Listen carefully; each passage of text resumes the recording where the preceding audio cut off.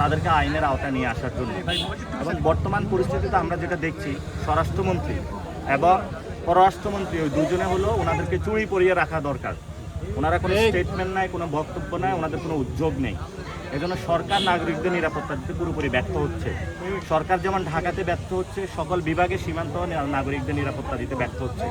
তো এই জন্য সরকারকে আমরা বলবো, আপনি যদি সত্যিকারের জাতীয়তাবাদী হয়ে থাকেন তাহলে আপনি সীমান্ত রক্ষা আপনার প্রধান কর্তব্য। আর যদি আপনি সীমান্ত না পারেন তাহলে আপনি একটা ভুয়া জাতীয়তাবাদী। এজন্য যারা ভুয়া জাতীয়তাবাদী আছে তাদের হাতে দেশ নিরাপদ নয়।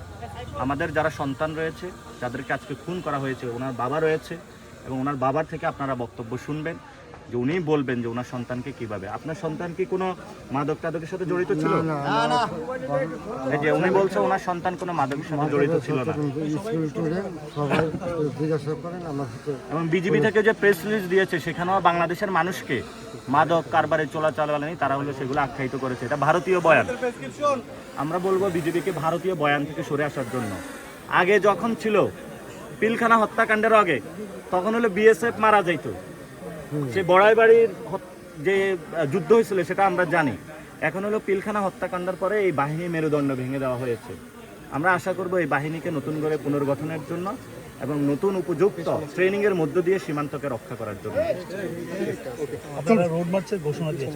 আমরা বলেছি যে হলো যদি আমরা সরকার গঠন করি, ইনশাল্লাহ আমরা সীমান্তবর্তী পুরো এলাকা জুড়ে অনেকে রোড বানায়, আমরা হলো এখানে খাল খনন করব, যাতে ওই পার থেকে খন্দকের যুদ্ধের মতন যাতে কেউ ওই পার থেকে এপারে কোনো মাদক বাংলাদেশে আর না পাঠাতে পারে, কারণ যুব সমাজকে নষ্ট না করতে পারে। এবং সরকারকে বলবো যে আপনি এইখানে আইসা মাদক ধ্বংস করুন। ভারতের যে ফ্যাক্টরিগুলো রয়েছে সীমান্তে, তারা প্রচুর মাদকের ফ্যাক্টরি স্থাপন করেছে এবং এগুলো তো অনেক পার্লামেন্টারিয়ান মেম্বারও এই ব্যবসার সাথে জড়িত। সরকার পার্লামেন্টে ঢুকার আগে এগুলোর হলো মাদক খেয়ে আসছে না কিনা সেগুলো হলো চেক করানো আগে দরকার। সরকারের যারা অনেক এমপি আছে তারা মাদক ব্যবসার সাথে জড়িত, ইয়াবা ব্যবসার সাথে জড়িত। বাংলাদেশে তাহলে ঢাকাতে ইয়াবা পাওয়া যায় কেন? পোলাপানের কাছে গাঞ্জা পাওয়া যায় কেন? ফেন্সিডিল পাওয়া যায় কেন? সরকারের যারা এমপি আছে, স্বরাষ্ট্র বিভাগ আছে, তাহলে তারাও এটার সাথে জড়িত আছে। সালাউদ্দিনকে হলো জবাবদিহিতার আওতায় আনতে হবে। উনি হলো নারকোটিক্সের সাথে জড়িত আছে, নাহলে বাংলাদেশে নারকোটিক্স আসে কিভাবে? এটা আমাদের প্রশ্ন। আমরা বলেছি যদি সীমান্ত হত্যা আরো বাড়ে, সরকার যদি উদ্যোগ না নিতে পারে, আমরা সীমান্তের দিকে লং মার্চ দিব ইনশাল্লাহ, বাংলাদেশের সবাইকে নিয়ে দেখবো আমাদের কে ঠেকায় তারা। এবং সরকারকে বলবো এর আগে আপনারা উদ্যোগ গ্রহণ করুন যাতে আপনারা সীমান্ত হত্যা কমিয়ে নিয়ে আসতে পারেন। এবং কয়েকদিন আগে একজন সাংবাদিককে খুন করা হয়েছে। এখানে সাংবাদিকও নিরাপদ না, স্কুল কলেজ ছাত্র নিরাপদ না, কোনো নাগরিক নিরাপদ না। তাহলে বাংলাদেশের মানুষ কোথায় নিরাপদ? এটা সরকারের কাছে প্রশ্ন আমাদের। আমি আজকে আসার পথে অনেক জায়গায় আমাকে বাধা দান করা হয়েছে, আপনি 3 জন যাইতে পারবেন, 4 জন যাইতে পারবেন। আমি তো বাংলাদেশে দাঁড়িয়ে আছি, আমার যেটা ইচ্ছা সেটা আমি ঘুরবো, যেটা ইচ্ছা সেটা আমি যাব।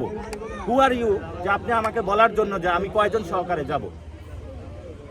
কালকে রাত্রে থেকে আমাদের ডিস্টার্ব করতেছে স্বরাষ্ট্র মন্ত্রণালয় থেকে।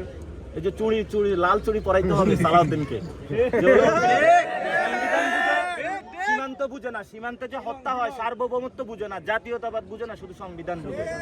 এগুলো হলো ভুয়া সাংবিধানিক, এগুলো হলো ভুয়া জাতীয়তাবাদী। এই জন্য তাদেরকে বলবো বাংলাদেশের পক্ষে আসুন দ্রুত। ধন্যবাদ।